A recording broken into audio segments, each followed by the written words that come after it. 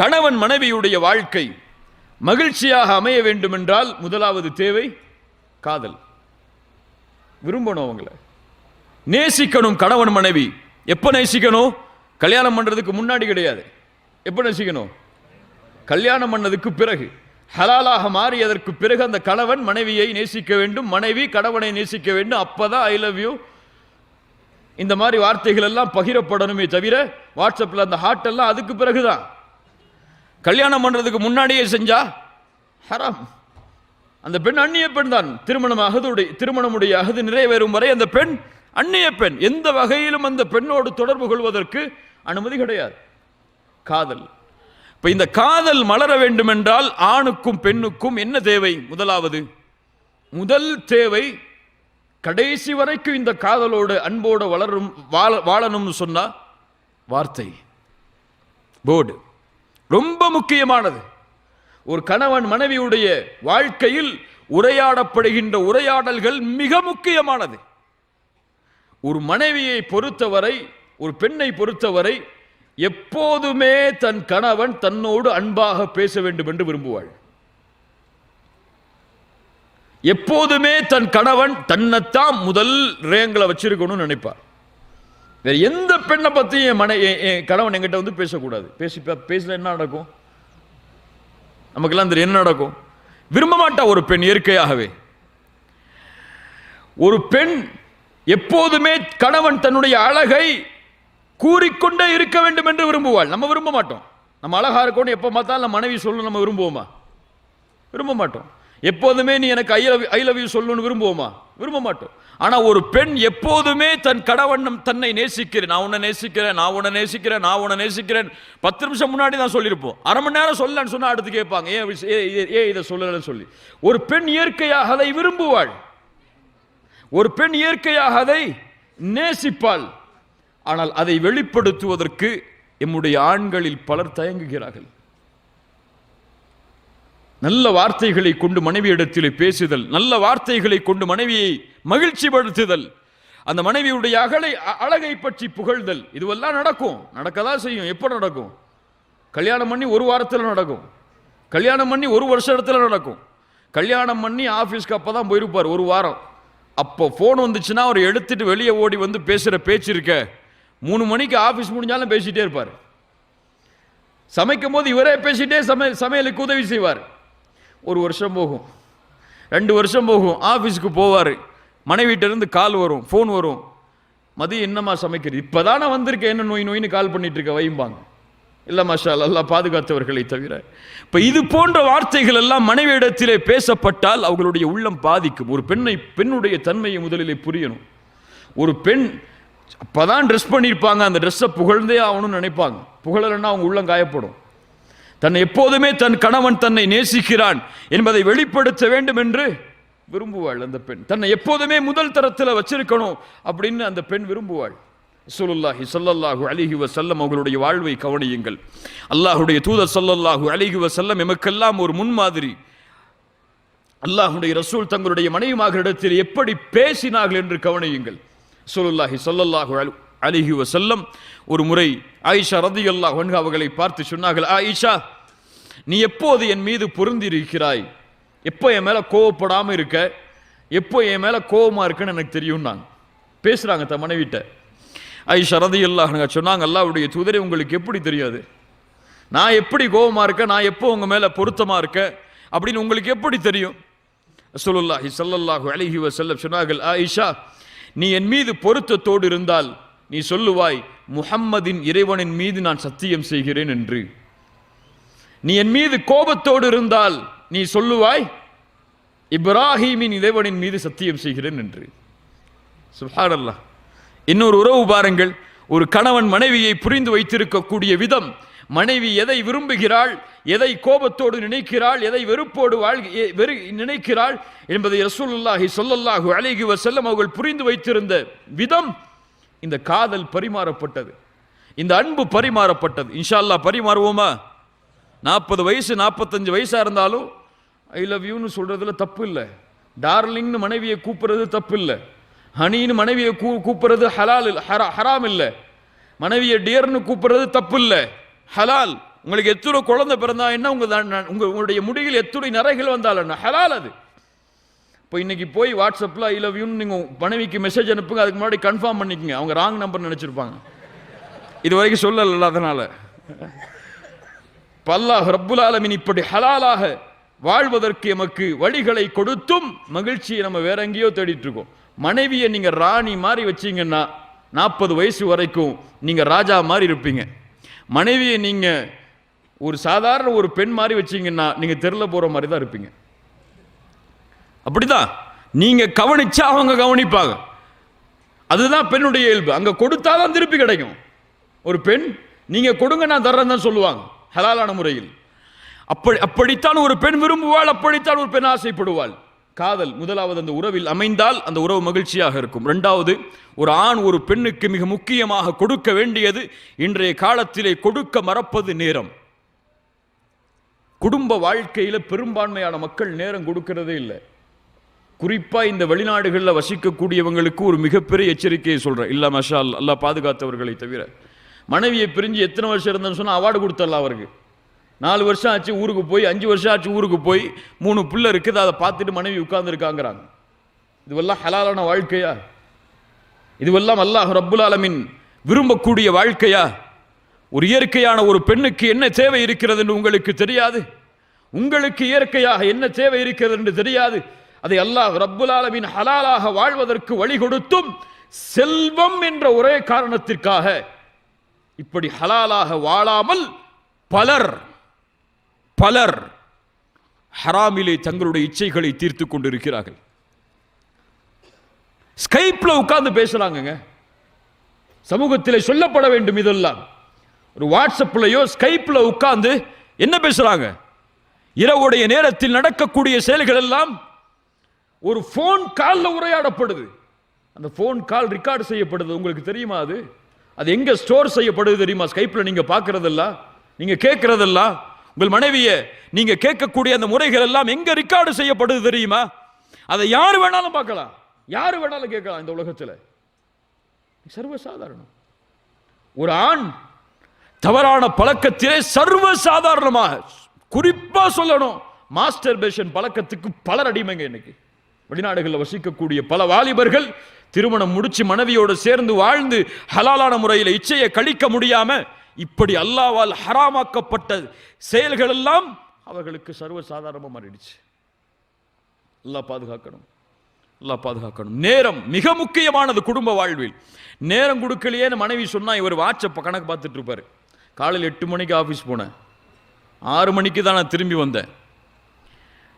அதுக்கு பிறகு 7, 8, 9, 10 தூங்குற வரைக்கும் உன்னோட தானே இருந்தேன். 10 மணி நேரம் உனக்கு, 12 மணி நேரம் ஆஃபீஸ்க்கு, மீது உள்ளதான தூக்கம். ஏன் நேரம் கொடுக்கலன்னு சொல்ற? ஒரு பெண் இந்த நேரத்தை விரும்பல. நீங்க ஒரு 10 மணி நேரம் அவங்களோட இருக்கணும், 12 மணி நேரம் அவங்களோட இருக்கணும், அவங்களோட உட்கார்ந்து இருக்குங்கிற நேரத்தை விரும்பல. எந்த நேரத்தை விரும்புறாங்க? வீட்டில் உட்கார்ந்து இருந்தாலும் வாட்ஸ்அப்ல உட்கார்ந்து இருக்கீங்களே, வீட்டில் இருந்தாலும் போன் பேசிக்கிட்டே இருக்கிறீங்களே, இந்த நேரம் அவங்களுக்கு வேணும். அந்த பெண்ணுக்கு தேவை அந்த பெண்ணின் மீது கவனம், அவ்வளவுதான். நான் உன்னை பார்த்துட்டு இருக்கேன், நான் உன்னை பார்க்கிறேன், நான் உன்னை கவனிக்கிறேன், நீ தான் எனக்கு முக்கியம், மற்றதெல்லாம் முக்கியம் இல்லைன்னு தெரியணும். அந்த பெண்ணுக்கு என்னை விட இவருக்கு போன் தாங்க முக்கியம்னு தெரிஞ்சா என்ன நடக்கும்? குடும்பத்தில் மகிழ்ச்சி இருக்குவா? அந்த பெண் சந்தோஷத்தை கொடுப்பாளா? இப்போ நேரம் குடும்ப வாழ்வில் மிக முக்கியமானது. இது இருந்தால்தான் மகிழ்ச்சி அந்த குடும்பத்தில் அமையும். குடும்பத்தோடு உட்கார்ந்து இஃப்தார் செய்யுங்க, குடும்பத்தோடு உட்கார்ந்து சஹர் செய்யுங்க, குடும்பத்தோடு ஒரு நாள் வெளியே போய் ஒரு ஹோட்டலில் போய் சாப்பிடுங்க, பிள்ளைகளுக்கு நேரம் கொடுங்க.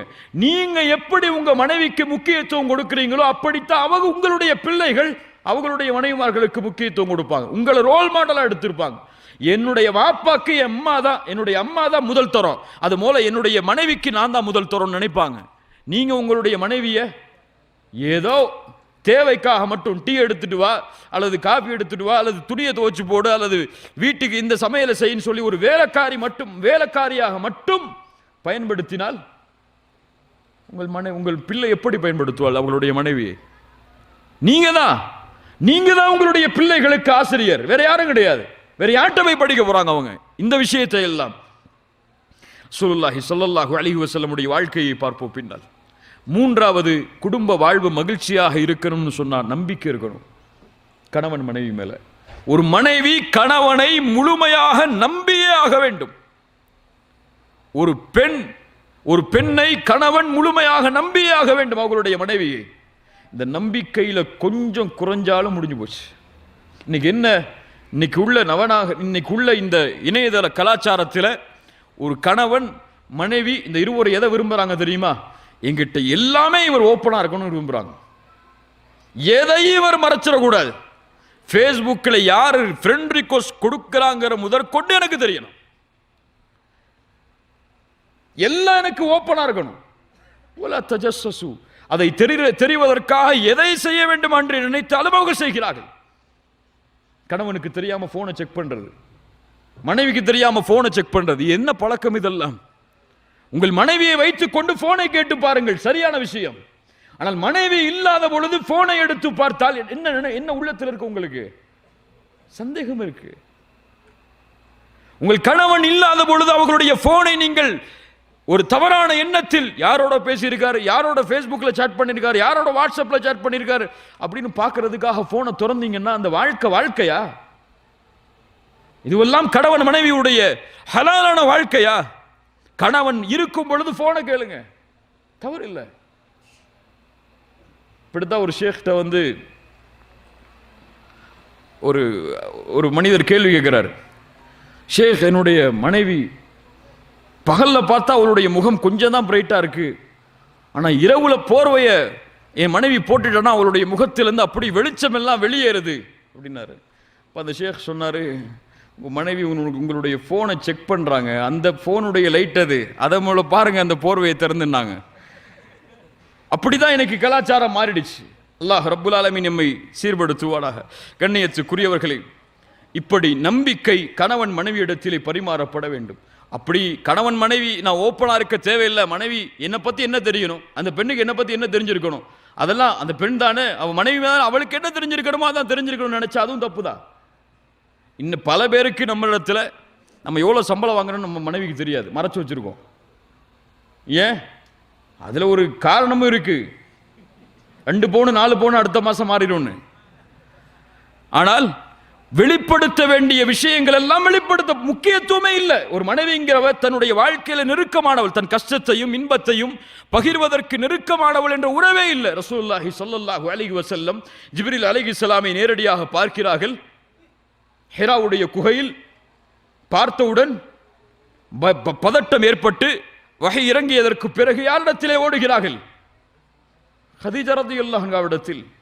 சொன்ன என்ன நடந்தது என்பதை அந்த போர்வையை போற்றி நிதானமானதற்கு பிறகு வெளிப்படுத்துகிறார்கள். இதுதான் நடந்துச்சுன்னு சொல்லி யாரை முதன்மையாக்குனாங்க? அல்லாஹ்வுடைய ரசூல் ஸல்லல்லாஹு அலைஹி வஸல்லம் தங்களுடைய மனைவியை, தங்களுடைய கஷ்டத்துக்கு தீர்வு வீட்டில் இருக்குன்னு நினைச்சாங்க.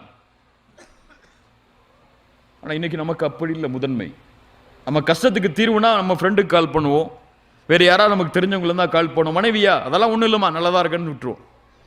மனைவியா அதெல்லாம் ஒன்றும் இல்லை நல்லதாங்க இருக்கேனா அப்படின்னு விட்டுருவாங்க.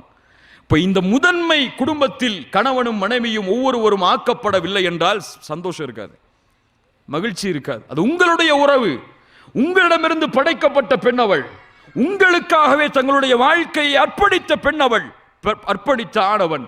இந்த உணர்வு இந்த இருவருக்கும் மத்தியிலே பகிரப்பட வேண்டும். ரசூலுல்லாஹி ஸல்லல்லாஹு அலைஹி வஸல்லம் சிறந்த முன்மாதிரி கணவன். தங்களுடைய மனைவிமார்களோடு அவர்களுக்கு இருந்த ரொமான்டிக் மாதிரி யாருக்கு இருக்க முடியாது. ரொமான்ஸ் ஹராம் தான். ஹராமா? மனைவிமார்கள்ட்ட ரொமான்ஸ் இருக்கிறது ஹராமா ஹலாலா? ஹலால். ரசூலுல்லாஹி ஸல்லல்லாஹு அலைஹி வஸல்லம் உடைய ரொமான்ஸ் என்ன தெரியுமா? இன்னைக்கு உது செஞ்சுட்டு மனைவி ஏதாவது துணியை கொடுக்க வருவாங்க, காசை கொடுக்க வருவாங்க, கைப்பிடிச்சுன்னா ஐயோ அஸ்தக்ஃபிருல்லாஹ் உது போயிருமேன்னு சொல்லி மறுபடியும் உது செய்வோம். தொட்டாத என்ன தொட்டாதம்பாங்க. ரசூலுல்லாஹி ஸல்லல்லாஹு அலைஹி வஸல்லம் உடைய ரொமான்ஸ் என்ன தெரியுமா? அல்லாஹ்வுடைய தூதர் ஸல்லல்லாஹு அலைஹி வஸல்லம் தங்களுடைய மனைவிமார்களோடு நடந்து கொள்ளக்கூடிய முறை ஆயிஷா ரலியல்லாஹு அன்ஹா சொல்கிறார்கள், அல்லாஹ்வுடைய தூதர் ஸல்லல்லாஹு அலைஹி வஸல்லம் தொழுகைக்கு செல்வதற்கு முன்னால் மனைவிகளை முத்தமிடாமல் செல்ல மாட்டார்கள். மனைவிகளை எத்தனை வக்துக்கு? 5 வக்துக்கும் ரசூலுல்லாஹி ஸல்லல்லாஹு அலைஹி வஸல்லம் தொழுகைக்கு போறதுக்கு முன்னாடி மனைவியை கூப்பிட்டு ஒரு முத்தமிட்டு தான் அல்லாஹ்வுடைய ரசூல் ஸல்லல்லாஹு அலைஹி வஸல்லம் செல்வார்கள். என்ன ஒரு முன்மாதிரி அன்பை வெளிப்படுத்துறதுல. வீட்டுக்கு போறீங்களா, கொஞ்சம் தூரத்தில் இருந்து ஒரு கிஃப்ட், ஒரு ரோஸை வாங்கிட்டு போங்களேன், தப்பு இல்லையே. ரோஸை கொடுக்கறது தப்பு இல்லையே. ரோஸை கொடுத்து உன்னை நான் நேசிக்கிறேமா, அல்லாஹ் நம்மளுடைய நேசத்தை அதிகப்படுத்துன்னு சொல்ற தப்பு இல்லையே. அந்த பெண் எதை விரும்புகிறாளோ அதை ஒரு அன்பளிப்பாக அந்த பெண்ணுக்கு செய்வது தப்பு இல்லையே. இப்படி அன்பும் பாசமும் காதலாக அந்த குடும்பத்தில் வெளிப்படுத்தப்பட்டால் நிரந்தரமாக அந்த அன்பு அமையும். அப்துல்லா இப்னு மஸ்ஊத் ரலியல்லாஹு அன்ஹு தங்கள் மனைவியை அதிகமாக நேசித்த நபித்தோழர்களில் ஒருவர். அப்துல்லா இப்னு மஸ்ஊத் ரலியல்லாஹு அன்ஹு வீட்டுக்கு போறதுக்கு முன்னாடி வாகனத்தை நிப்பாட்டி இறங்கி ஆடைகள் எல்லாம் சரிப்படுத்துவாங்க. தங்களுடைய முகத்தை எல்லாம் தொடச்சு தலையெல்லாம் நல்லா சீவி உள்ள போவாங்க. சில சஹாபாக்கள் அதை பார்த்து சிரித்தார்கள். அப்துல்லா இப்னு மஸ்ஊத், என்ன செய்கிறாய்? போது சொன்னார்கள், எனக்காக அலங்கரித்து என்னுடைய மனைவி வீட்டிலே இருக்கும் பொழுது அவளுக்காக நான் அலங்கரிக்க கூடாதா? பல பேர் கேட்பாங்க, அதெல்லாம் அந்த காலத்து மனைவி, சஹாபிய பெண்களை சொல்றீங்க, இந்த காலத்துல எல்லாம் அப்படி இல்லைன்னு சொல்லக்கூடாது. இப்ப எங்களுடைய மனைவிமார்கள் எங்களுக்காக அலங்கரித்திருக்கும் பொழுது நாங்கள் அவர்களுக்காக அலங்கரிக்க கூடாதா என்று அப்துல்லா இப்னு மஸ்ஊத் ரலியல்லாஹு அன்ஹுமா தன்னை அலங்கரித்து சொல்வார்கள். கணவன் மனைவிக்காக அலங்கரிப்பது, மனைவிக்காக கணவன் அலங்கரிப்பது, கணவனுக்காக மனைவி அலங்கரிப்பது, இந்த உறவு மகிழ்ச்சியாக அமையும். இவர்கள் இதை தொடரும் வரை. வீட்டுக்கு போகும்போது இரவுல போடுற ஆடையை கொண்டு வந்து முன்னாடி நிப்பாட்டுனா என்னது? இன்னைக்கு முக்கியமா சொல்லப்படக்கூடிய விஷயம், சொல்ல வேண்டிய விஷயம் என்ன தெரியுமா? கல்யாணமாகி பெண்களுக்கு குறிப்பா சொல்லியாகணும், 2-3 வருஷம் வரைக்கும் தான் தங்களுடைய உடலை அவங்க பாதுகாக்கிறாங்க. உடல் அழக 2 குழந்தை பிறந்துருச்சா உடலை அப்படியே விட்டுறாங்க. ஆண்களும் தான் கல்யாணம் ஆகிற வரைக்கும் தன்னுடைய உடம்பை ஃபிட்னஸா, பாடியை நல்லா ஷேப்பா வச்சிருக்காங்க, பொண்ணு கிடைக்கணும்னு சொல்லி. இன்னைக்கு அதான ட்ரெண்டு. நல்ல ஃபிட்னஸா இருந்தால் நல்ல பொண்ணு கிடைக்கும். அப்படி இருக்கக்கூடிய உறவு 2-3 வருஷத்துக்கு பிறகு அவ்வளவுதான். அவர் தக்பீர் கேட்டா இங்க தான் நிற்கும் தராவிக்கு. சுப்ஹானல்லாஹ். இப்படிப்பட்ட உடல் அமைப்பு மாறுகிறது. இது கணவன் மனைவிக்கு செய்ய வேண்டிய கடமை. அது கணவன் தன்னுடைய உடல் அழகை பாதுகாக்க வேண்டும், மனைவி தன்னுடைய உடல் அழகை பாதுகாக்க வேண்டும். எத்தனை வருஷம் அந்த பெண்ணால் அந்த ஆணுக்கு ஹலாலான முறையில் இன்பத்தை கொடுக்க முடியுமோ அதுவரை தன்னுடைய உடலின் அழகை அந்த மனைவி பாதுகாத்தால் மகிழ்ச்சியா இருக்கலாம். அல்லது ஏமாற்றம் ஏற்பட்டு சில ஆண்டுகளிலேயே வேறு உறவை தேடி போகக்கூடிய அளவிற்கு இன்று பல ஆண்கள் மாறி வருகிறார்கள். அல்லாஹ் ரப்புல் ஆலமீன் எம்மை பாதுகாப்பானாக. நாளைக்கே போய் ஃபிட்னஸ் கிளப்ல அட்மிஷன் போட்டுருங்க. உண்மையான ஒரு அன்பிற்கு ஒரு அழகான நிகழ்வை படிக்க வேண்டிய சூழ்நிலை வந்தது சஹாபாக்களுடைய வரலாற்றில். அபூ தர்தா ரலியல்லாஹு அன்ஹு அன்சாரி தோழர். ரசூலுல்லாஹி ஸல்லல்லாஹு அலைஹி வஸல்லம், இந்த நிகழ்வு நமக்கு தெரியும். இவங்களுக்கு யாரோட தோழமை அமைச்சு வச்சாங்க? அபூ தர்தாவோட ரலியல்லாஹு அன்ஹு சல்மான் அல் ஃபாரிசி, ஃபாரிஸ் நாட்டைச் சேர்ந்த சல்மான் அவர்களோடு ரசூலுல்லாஹி ஸல்லல்லாஹு அலைஹி வஸல்லம் இணைத்து வைத்தார்கள். சல்மான் ரலியல்லாஹு அன்ஹு ஒரு முறை அபூ தர்தா அவங்களுடைய வீட்டுக்கு போறாங்க. உம்மு தர்தா நிற்கிறாங்க அங்க. ஹிஜாபுடைய வசனம் இறங்குவதற்கு முன்னால், எப்படி நேரடியாக பார்த்தாங்கன்னு கேட்போம்ல, இப்போ ஹிஜாபுடைய வசனம் இறங்குவதற்கு முன்னால் உம்மு தர்தாவை அவங்களுடைய வீட்டுக்கு போறாங்க. உம்மு தர்தா முன்னாடி வந்து நிற்கிறாங்க. அவங்களுடைய தலைமுடி எல்லாம் கொஞ்சம் களைஞ்சிருக்கு. இப்போ கேட்குறாங்க உம்மு தர்தாவை பார்த்து, என்ன ஆச்சு, ஏன் இப்படி இருக்கீங்க, ஏன் உங்களை அலங்கரிக்காம இருக்கீங்க? இப்போ சொன்னாங்க, அஹூக அபூ தர்தா லைஸ லஹு ஹாஜத்துன் ஃபித் துன்யா. அபூ தர்தாவுக்கு இந்த துன்யால என்ன தேவை இருக்கு? அவர் எப்பவுமே இபாதத்திலே வாழ்றாரு, அவருக்கு என்ன தேவை இருக்கு அப்படின்னாங்க. இப்போ சல்மான் அல் ஃபாரிசி எப்படியாவது அபூ தர்தாவுக்கு இதை உணர்த்தி ஆகணும்னு சொல்லி அந்த வீட்டில் தங்குறாங்க. உணவு வைக்கப்படுது சல்மான் அல் ஃபாரிசிக்கு முன்னாடி. அபூ தர்தா உள்ள வர்றாங்க. சல்மான் அல் ஃபாரிசி சொல்றாங்க அபூ தர்தாவை பார்த்து, அபூ தர்தா வாங்க சாப்பிடுவோம். அபூ தர்தா சொன்னாங்க, நான் நோன்பாளி, நஃபிலான நோன்பு தானே, விருந்தாளி வந்திருக்கேன், பரவாயில்லை, நோன்பு மூடிங்க, சாப்பிடுங்க. சாப்பிட்றாங்க. இரவுடைய நேரம் வருது. அபூ தர்தாவும் சல்மான் அல் ஃபாரிசி ரலியல்லாஹு அன்ஹுமா 2 பேரும் தூங்க போறாங்க. சல்மான் அல் ஃபாரிசி தூங்கக்கூடிய நிலைமை வந்ததுக்கு பிறகு அபூ தர்தா எழுந்து தொழ ஆரம்பிச்சாங்க. முதல் இரவுலேயே, இரவுடைய முதல் நேரத்திலேயே சல்மான் அல் ஃபாரிசி ரலியல்லாஹு அன்ஹு சொன்னாங்க, அபூ தர்தா கொஞ்சம் வாங்க, உட்காருங்க, தூங்குங்க. முதல் இரவுல வாங்கணும்னு அவசியம் இல்லை, தூங்க வச்சாங்க. சல்மான் அல் ஃபாரிசி கொஞ்சம் கண்ணு மூடினதுக்கு பிறகு மறுபடியும் எழுந்துள்ள ஆரம்பிச்சாங்க. அபு தர்தா தூங்குறீங்களா இல்லையா? தூங்க. கடைசி 3வது இரவு வந்துச்சு.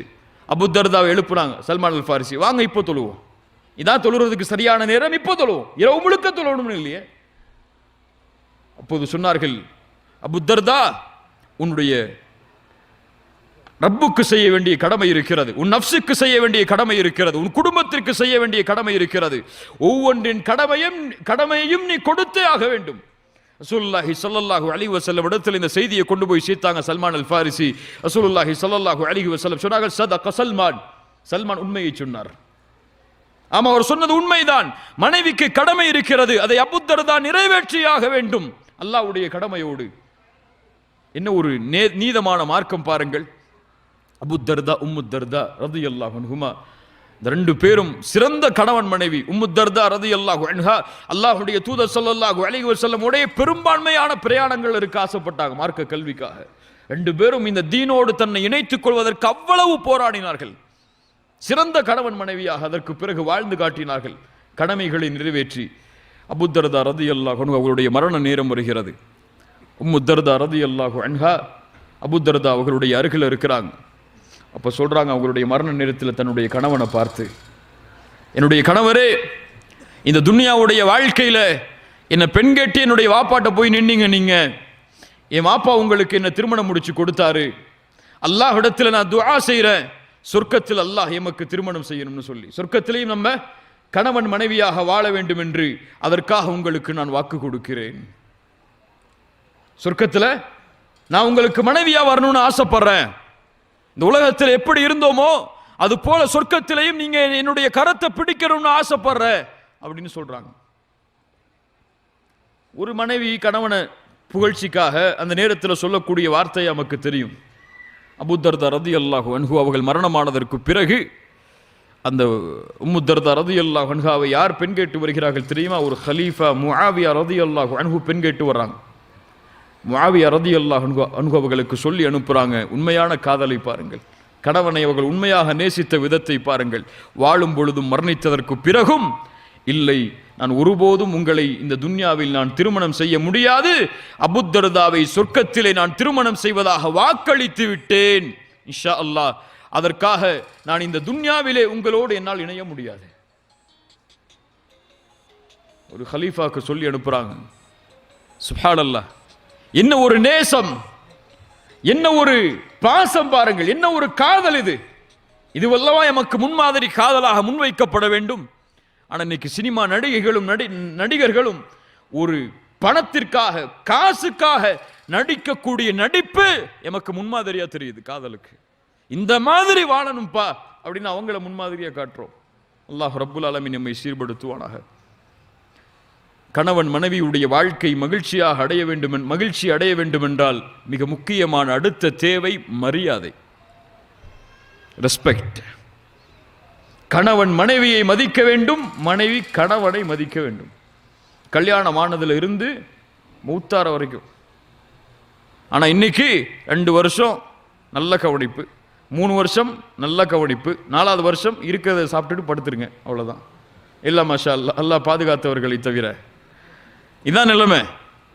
பெருநாளைக்கு கல்யாணம் முடிக்கிற முன்னாடியே 10 புடவை எடுத்து வச்சிருப்பாரு இவர். அடுத்த பெருநாளைக்கு நீ போடுறதுக்கு இப்போவே புடவை வாங்கி வச்சுட்டோமான்னு சொல்லி அவங்க மாமியாட்ட சொல்லுவார். உங்கள் மகளை திருமணம் முடிக்கிறதுக்கு முன்னாடியே 2 பெருநாளைக்கு புடவை என் வீட்டில் இருக்குன்னு சொல்லி. கல்யாணம் ஆனதுக்கு பிறகு போன ரமதானில் எடுத்த புடவை ஒரு தடவை தானே கட்டுனீங்க, அதே கட்டுங்க பரவாயில்ல அப்படின்ட்டு போயிடுவார். 3 வருஷம் 4 வருஷம் கழிஞ்சதுக்கு பிறகு மனைவி கணவனிடத்திலே அப்படித்தான், கணவன் மனைவியிடத்திலே அப்படித்தான். இந்த மரியாதைகள் எல்லாம் கொஞ்ச நாள் தான், அல்லது ஒரு பயமா உருவாகிறது. அது யாருக்கு பயப்படுறாங்க இன்னைக்கு? யாருக்கு பயப்படுறாங்க? கணவன் மனைவிக்கு பயந்த காலம்லாம் மாறி போச்சு. இப்போ மனைவிக்கு கணவன் பயப்படுறாங்க. மனைவிக்கு பயப்படாதவங்கெல்லாம் எழுந்துருங்க, கையை உயர்த்துங்க, எழுந்துடக்கூடாது. மிஸ்ரில் இப்படிதான் ஒரு போட்டி நடந்துச்சான்.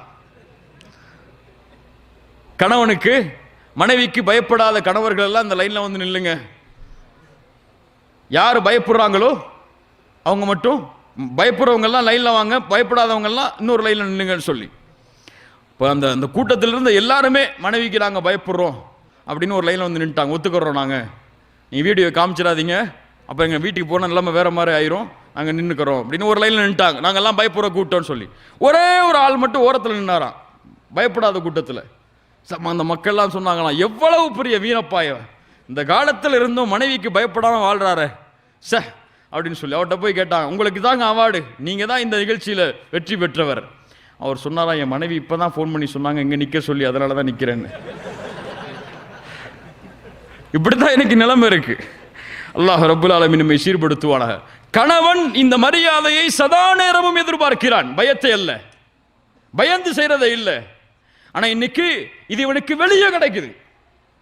2 வருஷத்துக்கு பிறகு ஆபீஸ்க்கு டெய்லி போனா ரிசப்ஷனிஸ்ட் எழுந்து குட் மார்னிங் சார், எப்படி இருக்கீங்க சார், சாப்பிட்டீங்களா சார் கேட்குறாங்க.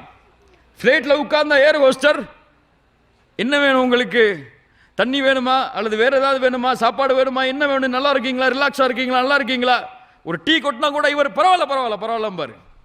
ஆனால் மனைவி டீ கொட்டினா நடக்கிறது வேற. இப்படி அவர்களுடைய மரியாதை எல்லாம் வெளியில் கிடைக்கிறது. இந்த வெளியில கிடைக்கக்கூடிய மரியாதை அன்பை எல்லாம் பார்த்துட்டு வீட்டுக்கு வரும்போது கதவை திறந்து எங்கெங்க போயிட்டு வந்தீங்க இவ்வளவு நேரம் அப்படின்னு கேட்டா அவர் எதை விரும்புவார்? எதை விரும்புவார்? வெளியில கிடைக்கிறதா விரும்புவார், உண்மையா இல்லையா? அப்போ உங்களுக்கு காதல், மரியாதை, அன்பு வெளிப்படுத்தப்பட வேண்டும் என்றால் முதல்ல வீட்டில இருந்து வெளிப்பட்டப்பட்டாதான் நிரந்தரமா இருக்கும். அது அப்பதான் அது உறுதியாகும். அது இல்லை என்றால் உறுதியாகாது. அவர் எங்கே கிடைக்கிறதோ அதை தேடி செல்வார். அதுபோல்தான் மனைவியும் எங்கே கிடைக்கிறதோ அதை தேடி செல்வாள். அல்லாஹ் ரப்புல் ஆலமீன் நமக்கு புரியக்கூடிய ஆற்றலை தருவானாக. கணவன் மனைவியுடைய வாழ்க்கை மகிழ்ச்சியாக அமைய வேண்டும் என்றால் மிக முக்கியமான தேவை, மிக முக்கியமானது, அதற்கு பிறகு நன்றியோடு நடந்து கொள்ளுதல். கணவனும் மனைவியும் ஒரு 2 வருஷம் நன்றியா இருப்பாங்க. எல்லாமே இன்னைக்கு கொஞ்ச காலம் தாங்க, அப்படிதான் இன்னைக்கு பார்க்குறோம் குடும்ப உறவுகளை. கொஞ்ச காலத்துக்கு பிறகு திருப்தியே இல்லாத மாதிரி தான் இல்லை. மஷா அல்லாஹ் பெரும்பான்மையான மக்கள் வர்றாங்க. ஒரு ஆளை கூப்பிட்டு தனி ரூமில் உட்கார வச்சு உங்க மனைவியை பற்றி சொல்லுங்கன்னா அவ்வளோதான், அவர் அழுது புலம்பிடுவார். இன்னைக்கு அப்படிதான் இன்னைக்கு நிலைமை இருக்கு. இல்லை மஷா அல்லாஹ், நல்லா பாதுகாத்தவர்களை தவிர. இந்த நன்றி கணவன் மனைவியிடத்திலே காட்டப்பட வேண்டும். உங்கள் மனைவிக்கு நீங்கள் நன்றி செலுத்த வேண்டிய கடமை இருக்கிறது. உங்கள் கணவனுக்கு நீங்கள் நன்றி செலுத்த வேண்டிய கடமை இருக்கிறது. அதை செய்யுங்கள் அவர்களுடைய ரூஹை அல்லாஹ் எடுப்பதற்கு முன்னால். யோசிச்சு பாருங்க, என்னதான் உங்க மனைவி செய்யட்டும், உங்களுக்கு உங்க மனைவி இல்லாத ஒரு வாழ்க்கையை நீங்க நினைச்சு பாருங்க. கொஞ்சம் யோசிச்சு பாருங்க. கணவன் இல்லாத வாழ்க்கையை நீங்க நினைச்சு பாருங்க மனைவிமார்களே, எப்படி இருக்கும்னு சொல்லி, என்ன ஆகும்னு சொல்லி. விதவையாக ஆகிய பெண்களிடத்திலே சென்று கேட்டால் தெரியும் அந்த வாழ்க்கையுடைய அருமை என்னவென்று. அந்த வாழ்க்கையில் எதையெல்லாம் நாங்கள் செய்ய நினைத்தோம் ஆனால் செய்ய முடியலையேன்னு அவங்க கவலைப்படக்கூடிய விதத்தை அப்போ புரியும். நம்ம இருக்கிற வரைக்கும் இந்த உலகத்தில் எந்த அருளும் தெரியாதுல்ல, நமக்கு கிடைக்கிற வரைக்கும் ஒன்று பெருசா தெரியும், கிடைச்சிருச்சுன்னா அது சாதாரணமா இருக்கும். அதானே? அப்படியே இல்லையா? எல்லாத்துலேயும் அப்படிதான். துணியால BMW கார் வாங்குறது இப்போ அவருக்கு லட்சியம்னா வாங்கிட்டாருன்னா அதுக்கு பிறகு என்ன கார் இருக்கோ அதை தேடி தான் போவார், அங்கே நிற்க மாட்டார. iPhone 7 வந்தா 7S+, இப்படிதானே போய்கிட்டே இருப்போம் நம்ம. அப்படிப்பட்ட ஒரு ஆசைகளை உணரக்கூடிய காலத்தில் தான் நாம் வாழ்கிறோம். ரசூலுல்லாஹி ஸல்லல்லாஹு அலைஹி வஸல்லம் அவர்களுடைய வாழ்வில் இந்த குணத்தை பாடமாக படிப்போம். பாடமாக படிக்க வேண்டிய மிக முக்கியமான விஷயம். ரசூலுல்லாஹி ஸல்லல்லாஹு அலைஹி வஸல்லம் மனைவிமார்களில் அதிகமாக நன்றி செலுத்த கடமை உள்ள ஒரு மனைவி இருப்பார்கள் என்றால் யாராக இருக்க முடியும்? யாராக இருக்க முடியும்? ஹதீஜா ரலியல்லாஹு அன்ஹா. ஏன்? அவங்க நபின்னு தெரிஞ்சதுக்கு பிறகு ரசூலுல்லாஹ்வை கல்யாணம் முடிக்கல. மற்ற மனைவிமார்களாம் நுபுவத்துக்கு பிறகுதான். ஆனால் ரசூலுல்லாஹ்வை ஒரு நபின்னு தெரிஞ்சவங்க கல்யாணம் முடிக்கல. தங்களை விட செல்வத்தில் கூடுனவங்களும் இல்லை. அவங்க ஒரு சாதாரண மக்காவில் வாழ்ந்த ஒரு மனிதர், அவ்வளவுதான். வியாபாரத்தில் நேர்மை, குறைஷி குடும்பத்தில் பிறந்தவர், உண்மையாளர். இந்த தன்மைகளுக்காகவே தன்னை ஒரு பெண் ஏற்றுக்கொண்டாள். நுபுவத்துக்கு முன்னாடியும் நுபுவத்துக்கு பிறகும் ரசூலுல்லாஹி ஸல்லல்லாஹு அலைஹி வஸல்லம் உடைய வாழ்க்கையில் அவர்கள் மரணிக்கும் வரை, ஹதீஜா ரலியல்லாஹு அன்ஹா அவருடைய மரணம் வரை ஒரு சிறந்த மனைவியாக வாழ்ந்து மரணித்தார்கள். 1000 உதாரணங்களை சொல்லலாம். அப்படிப்பட்ட ஒரு பெண்ணுடைய மரணம் ரசூலுல்லாஹி ஸல்லல்லாஹு அலைஹி வஸல்லம் அவங்களுடைய ஒட்டுமொத்த வாழ்க்கையிலும் பிரதிபலித்தது. எப்பெல்லாம் அந்த பேரை கேட்டாலே ரசூலுல்லாஹி ஸல்லல்லாஹு அலைஹி வஸல்லம் அவங்கள பற்றிய நல்ல செய்திகளை சொல்லாம விட மாட்டாங்க. ஆயிஷா ரதியல்லாஹு அன்ஹா சொல்றாங்க, கதீஜா ரதியல்லாஹு அன்ஹா மேல ரசூலுல்லாஹி ஸல்லல்லாஹு அலைஹி வஸல்லம் வைத்திருந்த பாசம் எப்படி என்று. இந்த ரசூலுல்லாஹி ஸல்லல்லாஹு அலைஹி வஸல்லமுடைய மனைவிமார்களில் கதீஜா அவர்கள் மீது நான் பட்ட ரோஷத்தை போன்று யார் மேலும் நான் ரோஷப்படலை. வீட்டில் ஏதாவது ஆடுகள் அறுக்கப்பட்டால் கூட அந்த இறைச்சியின் மாமிசங்களை கதீஜா ரதியல்லாஹுடைய மரணத்துக்கு பிறகு அவர்களுடைய தோழிகளுக்கு ரசூலுல்லாஹ் கொடுத்து அனுப்புவாங்க. தன் மனைவியை நினைச்சு எப்படி நன்றி உள்ளவர்கள் அவர்கள். ஆயிஷா ரதியல்லாஹு அன்ஹா சொல்றாங்க, ரொம்ப முக்கியமாக கவனிக்கப்பட வேண்டிய நபிமொழி. ஒரு முறை கதீஜா ரதியல்லாஹு பற்றி ரசூலுல்லாஹி ஸல்லல்லாஹு அலைஹி வஸல்லம் பேசிக்கிட்டே இருக்காங்க, புகழ்ந்துக்கிட்டே இருக்கிறாங்க. ஆயிஷா ரதியல்லாஹு அன்ஹாவுக்கு ரொம்ப ரோஷம் வந்துருச்சு. கேட்டாங்க ரசூலுல்லாஹ், கேட்கக்கூடாத கேள்வியை கேட்டுட்டாங்க. யா ரசூலுல்லாஹ், உங்களுக்கு அல்லாஹ் எவ்வளவுதான் மனைவிமார்களை அல்லாஹ் உங்களுக்கு மாற்றி கொடுத்தாலும் இன்னும் அந்த வயசான பெண்ணை நினைச்சிட்டு இருக்கீங்களேன்னு சொல்லி ரசூலுல்லாஹி ஸல்லல்லாஹு அலைஹி வஸல்லம் மிக முக்கியமான பதிலை தன் மனைவியின் மீது கோபப்படாமல் அவர்கள் உணர வேண்டும் என்பதற்காக சொன்னார்கள். கதீஜா ரலியல்லாஹு அன்ஹாவை பற்றி ரசூலுல்லாஹி ஸல்லல்லாஹு அலைஹி வஸல்லம் ஆயிஷா ரலியல்லாஹு அன்ஹாவுக்கு உணர்த்துகிறார்கள். எப்படி? ஆயிஷா, யார் தெரியுமா அந்த பெண்? கத் ஆமன்து பி இத் கஃபர பின் நாஸ். என்னை ஈமான் கொண்டால் அந்த பெண் மக்கள் என்னை புறக்கணித்த பொழுது, வஸத்தகனி, என்னை உண்மைப்படுத்தினாள், நான் உண்மையாளர் என்று கூறினாள், ரலியல்லாஹு அன்ஹா, மக்கள் என்னை பொய்படுத்திய பொழுது,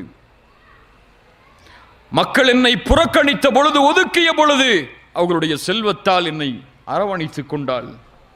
அல்லாஹ் ரப்புல் ஆலமீன் எந்த மனைவிமார்கள் மூலமாகவும் கொடுக்காத வாரிசை அல்லாஹ் எனக்கு அந்த பெண்ணின் மூலமாக கொடுத்தான்.